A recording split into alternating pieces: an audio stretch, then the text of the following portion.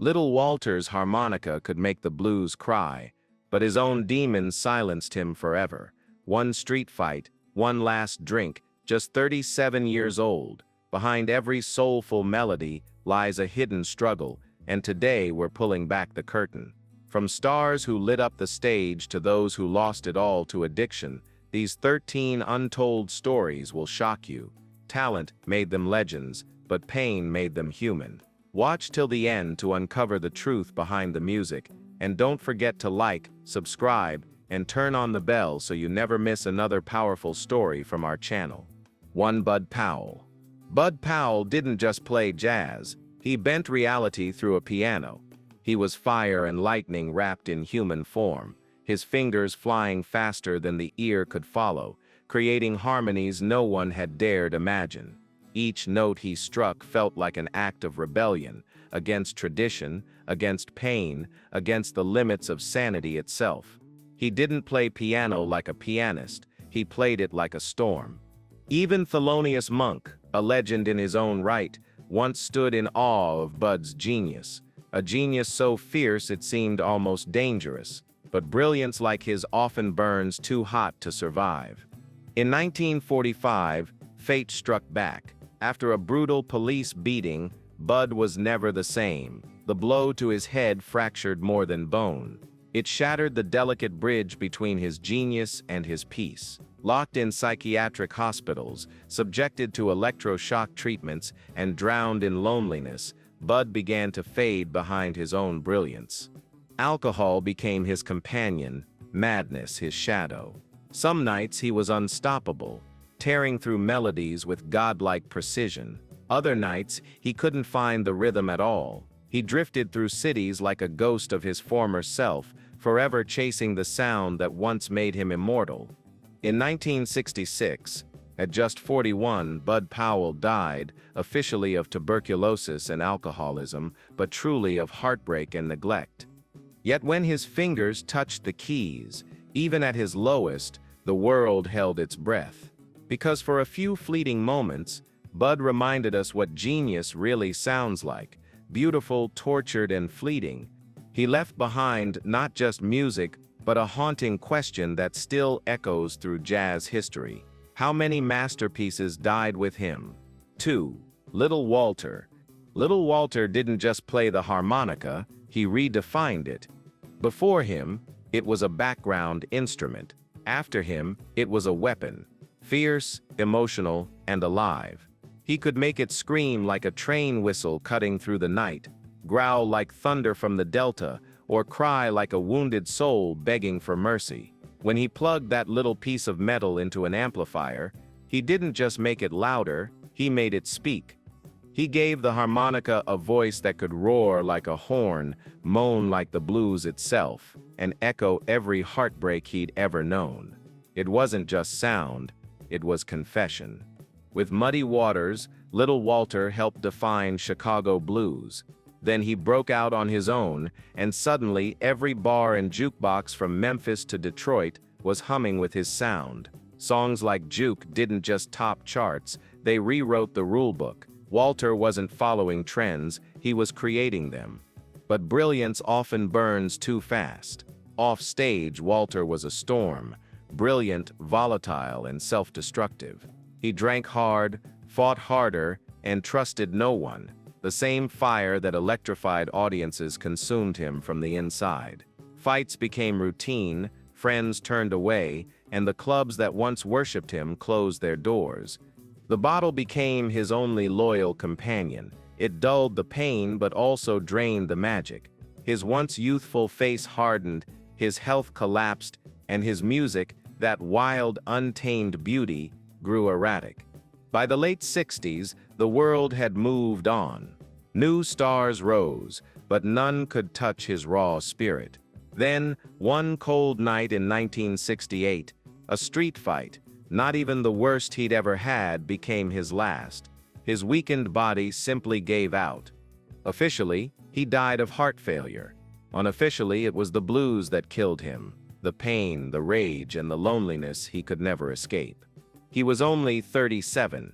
And yet, every time a harmonica cries through an amp, Little Walter lives again, the man who made metal bleed. 3. Dinah Washington. Dinah Washington wasn't just a singer, she was a force of nature. When she opened her mouth, time seemed to stop. Her voice could slice through noise, drown out pain, and fill a room with electricity. It was velvet and fire, prayer and provocation, all wrapped into one. They called her the Queen of the Blues, but truthfully, Dinah ruled everything she touched. Jazz, pop, gospel, soul. Her voice didn't just entertain, it commanded emotion. On stage, she glowed. Dressed in diamonds and defiance, she sang like every note was her last. Off stage, she was just as bold, outspoken, wild, and unapologetically herself in a world that demanded black women shrink. Dinah refused to shrink. She was the storm. But every storm eventually breaks. Behind the sequins and spotlight was a woman running on fumes. The tours never stopped. The audiences never let up, and the pressure to stay perfect was crushing. To keep up, she reached for the only things within reach: pills. Pills to wake up, pills to calm down, pills to stay slim, pills to sleep, and when that wasn't enough, she chased them with a drink. Her friends saw the cracks, the mood swings, the exhaustion, the sudden silences. One night, she was the life of the party. The next, she'd vanish behind closed doors. Fame gave her everything, and quietly took everything back. In December 1963, the music fell silent. Dinah Washington was found dead in her bed at just 39 years old. The official cause, an accidental overdose of pills and alcohol, but those who loved her knew the truth. It wasn't just an accident, it was years of pressure, heartbreak, and loneliness finally catching up. The news hit like thunder. A queen had fallen. The world mourned, radios went quiet, and for a moment, even the blues itself seemed to cry. Yet, as her voice still echoes through time, one haunting question remains: how many bright stars must burn out before we learn what the spotlight really costs? Charlie Parker didn't just play the saxophone, he reinvented the very language of jazz. They called him Bird, and once he spread his wings, music was never the same. His solos weren't just melodies, they were lightning storms of genius, fast, wild, and breathtakingly unpredictable.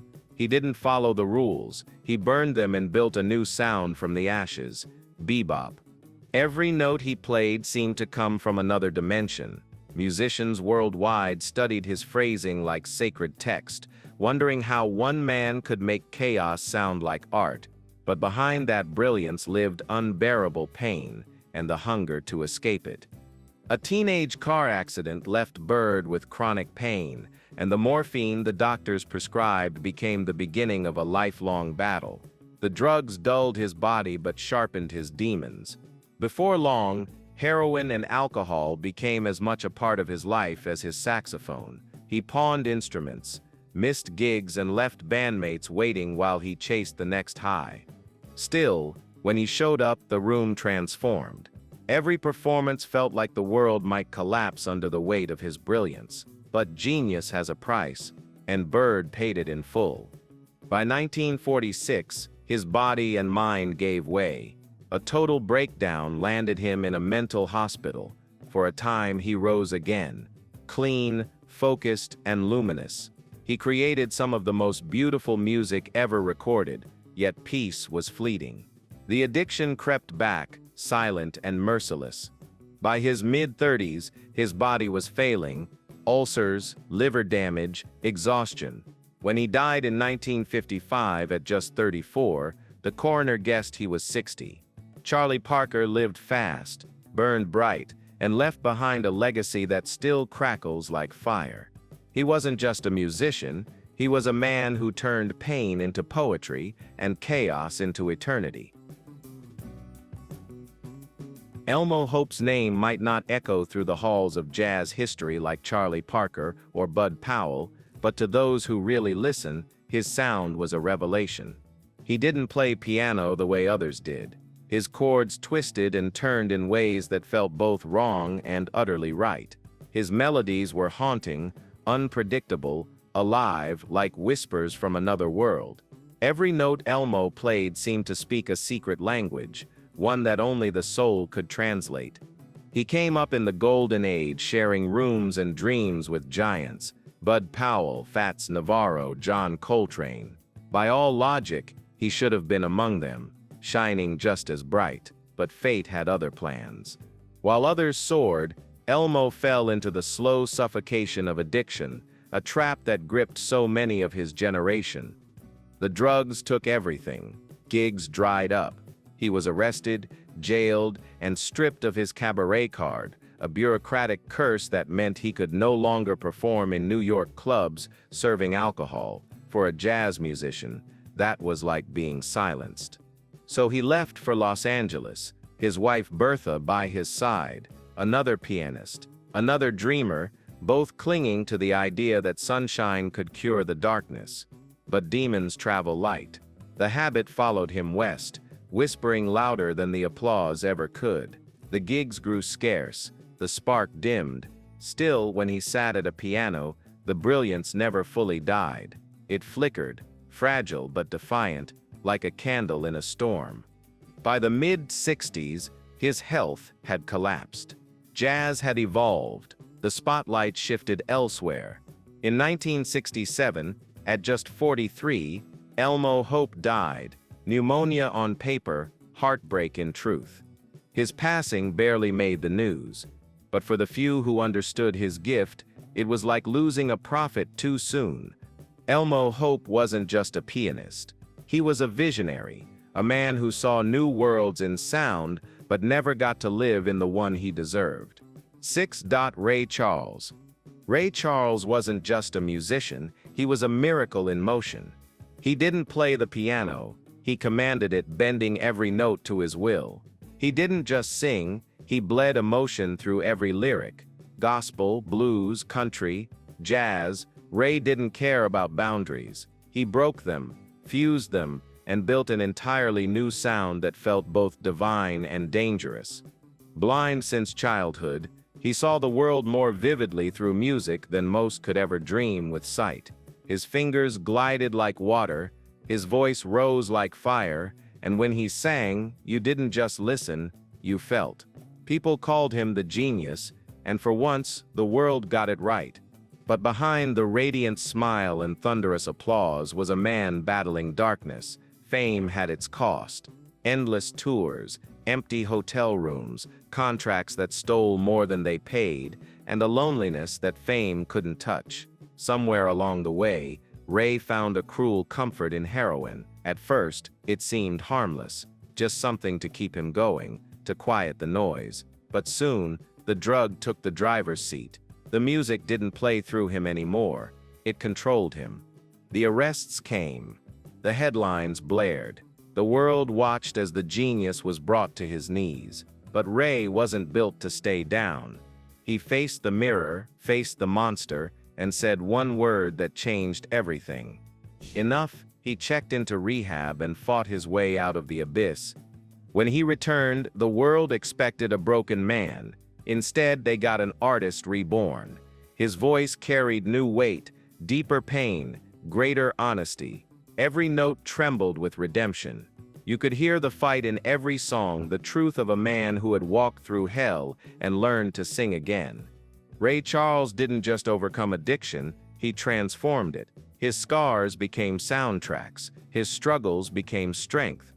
He left this world not as a victim, but as a visionary who turned pain into purpose. Ray Charles didn't just make music, he made meaning. 7. Miles Davis. Miles Davis didn't just play the trumpet, he spoke through it. Every note was a confession, every silence a challenge. He could make the horn whisper like a lover, scream like a rebel, or sigh like a man who'd seen too much. Miles wasn't following jazz, he was rewriting it.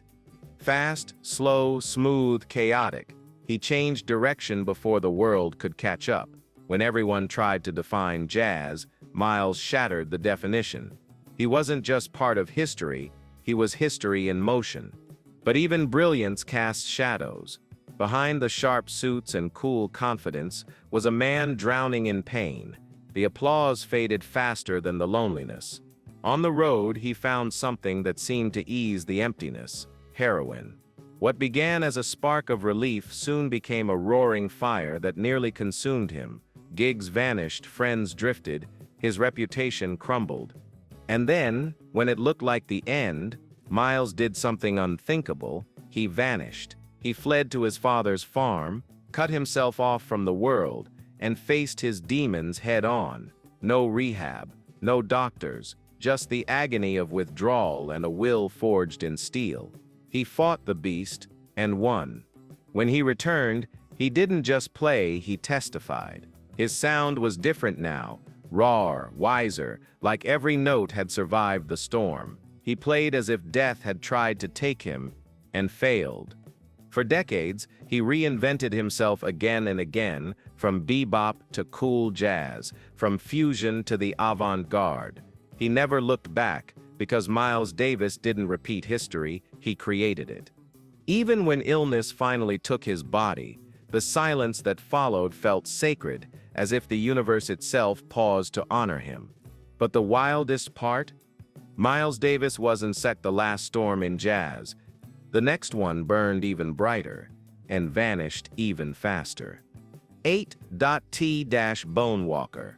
Before Hendrix bent a note or Clapton struck a chord, T-Bone Walker was already setting the stage ablaze. With his electric guitar and effortless swagger, he didn't just play the blues, he transformed it. His fingers glided over the frets like liquid fire, blending elegance and power in ways the world had never heard. He could make the guitar cry, croon, or roar, all while spinning on stage in a sharp suit and flashing that magnetic grin. T-Bone wasn't just a performer, he was the prototype. The sound, the style, the showmanship, every modern blues and rock guitarist owes him something. He was electricity personified, a man whose music made you move before your mind could even process it. But behind the flash and brilliance, the blues were real. The endless nights, the smoky rooms, the pressure to always shine, they drove him toward the bottle. At first, it was company. Then it became a cage. The very hands that had rewritten the rules of guitar began to tremble under the weight of addiction. Years of heavy drinking wore down the legend. His liver failed him, his body weakened, and the vibrant fire that once filled every room began to fade. Stroke after stroke stole the motion from his magic. And yet, even in silence, his influence thundered on. Because T-Bone Walker didn't just invent electric blues, he was electric blues. His music still hums through every amplifier, every guitar solo that dares to reach for greatness. He may have left quietly, but his sound, it still burns. John Coltrane didn't just play the saxophone, he transcended it. Every note he breathed out carried the weight of prayer, pain, and revelation. His horn didn't just sing, it testified. When Coltrane played, it wasn't about fame or applause, it was about reaching something higher, a sound that touched the divine. He pushed jazz far beyond its comfort zone, molding it into something spiritual, raw, and otherworldly. But before the Enlightenment came the fall. The long nights, endless tours, and crushing expectations drove him toward the same deadly escape that claimed so many: heroin. It dulled the pain, but dimmed his light. Gigs vanished, his reputation cracked, and for a time, even his music faltered. Then, at rock bottom, came the breaking point. Coltrane withdrew completely, locking himself away, facing the agony alone. No doctors, no audience, just a man, his faith, and the storm inside him. And when he emerged, he wasn't the same. His music became a sacred language, vast, searching, infinite. Each performance after that felt like a sermon. Albums like A Love Supreme weren't just records, they were revelations. Coltrane was no longer chasing perfection, he was chasing God. But even as his spirit soared, his body gave way. worn from years of struggle. In 1967, the world lost him far too soon. Yet his sound never died.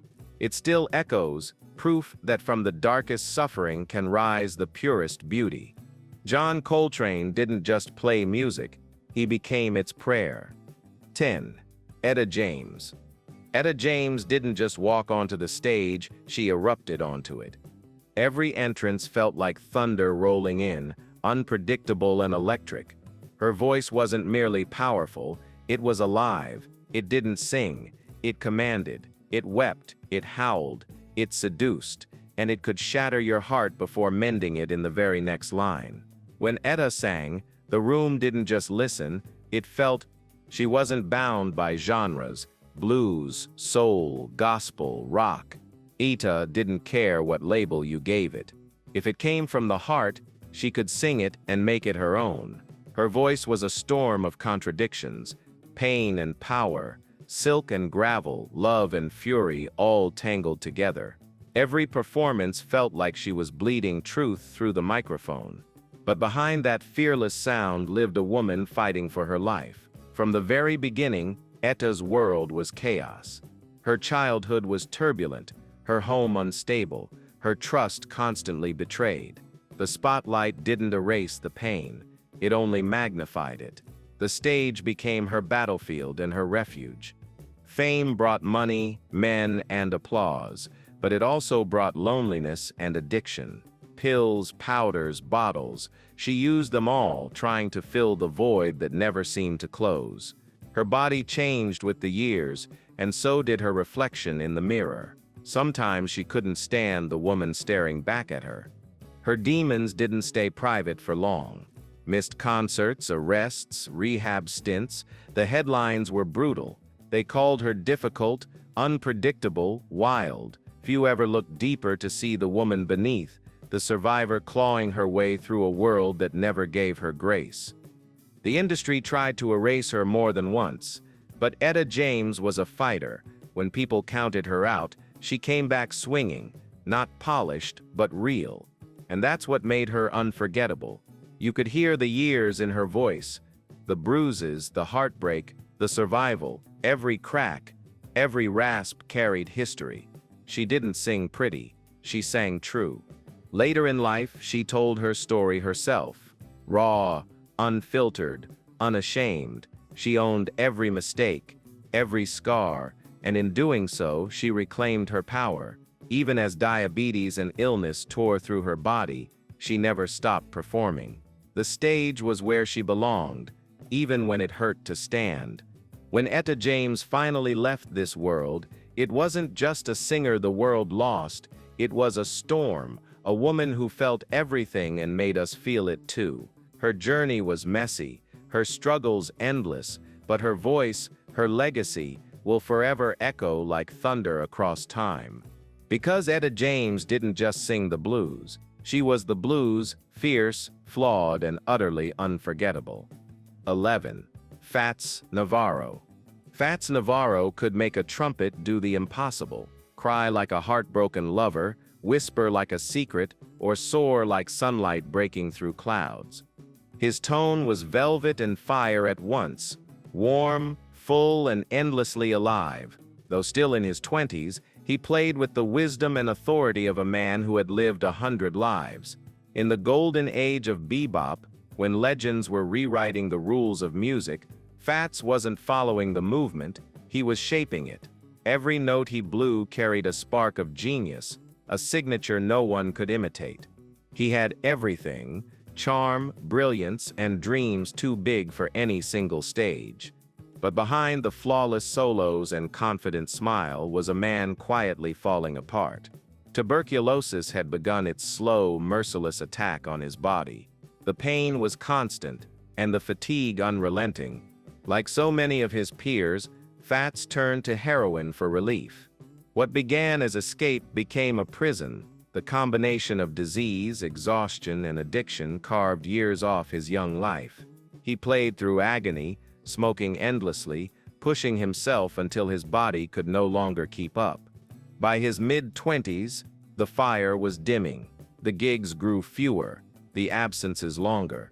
Friends saw the change but couldn't stop the inevitable. Still, when he lifted his trumpet, even for a moment, time froze. The old brilliance flared one last time. In 1950, at just 26, Fats Navarro was gone. Tuberculosis claimed his body. Addiction claimed his peace. The jazz world mourned not just a musician but a promise, a star that burned too hot too fast. His sound remains, timeless, haunting, unfinished, the echo of a genius who left before the final note could fade. 12. Frankie Lymon. Frankie Lymon wasn't just a singer, he was lightning in a bottle. At only 13, with that angelic, boyish voice and mischievous grin, he lit up radios around the world. Why Do Fools Fall in Love wasn't just a song, it was a phenomenon. Girls screamed, DJs couldn't stop spinning it, and suddenly, this Harlem kid was a global star. Frankie wasn't just the first black teen idol, he was the model every young pop star after him tried to copy. But fame burns brightest before it fades. Behind the cheers and flashing lights, a child was being crushed under the weight of an adult world. The money, the touring, the pressure, it came too fast. By 15, Frankie had traded innocence for addiction. Heroin didn't just numb the pain, it silenced the fear. The grown-ups around him didn't stop him. Some even helped him fall. Then came nature's cruel betrayal. Puberty, his voice, that magical soaring gift, changed overnight. The fans drifted, the record deals vanished. One minute he was the golden boy, the next a forgotten name in a cruel industry that only loves you while you're useful. Frankie fought to come back. New songs, small shows, empty promises. But the world had moved on. The spotlight that once adored him now watched him unravel, arrests, rehab, disappearances. By the time he returned to Harlem in 1968, he was just 25, still young but already broken. He promised a comeback. Instead, he died alone on a bathroom floor, a needle in his arm. No applause, no encore, just silence. Yet that voice, that shimmering, innocent sound, still plays today. And when you hear it, it's impossible not to wonder, how could someone who made the world fall in love end up dying so unloved? Frankie Lymon didn't just sing a song, he became one. Beautiful, brief, heartbreaking. Billie Holiday didn't just sing, she ached in melody. Her voice wasn't made for perfection, it was made for truth. Smoky, trembling, and soaked in emotion, it had the power to stop time, to make strangers cry without knowing why. When Billie sang, you didn't just hear the blues, you lived them. They called her Lady Day, but she carried the weight of 1,000 nights. Her voice wasn't trained in classrooms or studios. It was carved from survival. Every note she sang was a wound reopening, every lyric a whispered confession. She didn't imitate pain. She was pain turned into song. Her story began in struggle, a childhood filled with abuse, instability, and loss.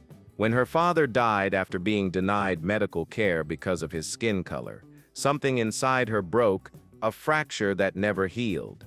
The world had shown her cruelty early, and Billie learned to fight it the only way she knew how, through music and escape. The escape came in the form of alcohol, then heroin. It wasn't glamour, it was anesthesia.